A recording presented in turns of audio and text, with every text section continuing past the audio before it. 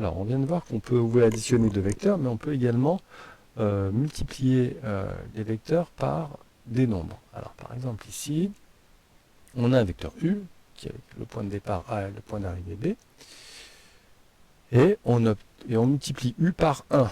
Eh ben, on obtient le vecteur V ici, on s'aperçoit que les vecteurs U et V sont égaux parce qu'ils ont la même direction, le même sens et la même norme.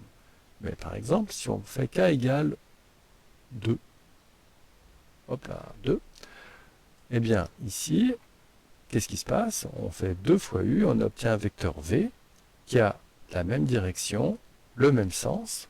Par exemple ici, ben, les vecteurs pointent vers, allez, vers le haut, ou en diagonale ici, ou carrément à droite, mais le vecteur V est 2 fois plus long que le vecteur U. La norme du vecteur, la longueur du vecteur V est 2 fois plus grande que celle du vecteur U.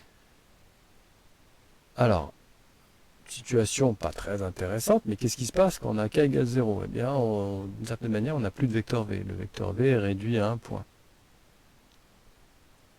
Alors, j'allais parler de vecteur opposé. Qu'est-ce qui se passe quand on multiplie par un nombre négatif? C'est tout à fait possible.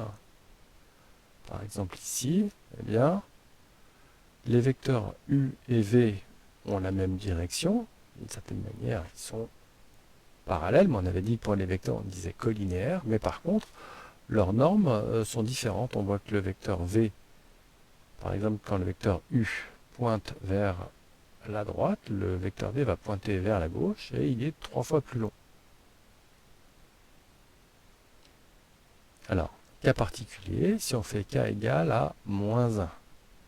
Alors, les vecteurs U et V, on va dire qu'ils sont opposés.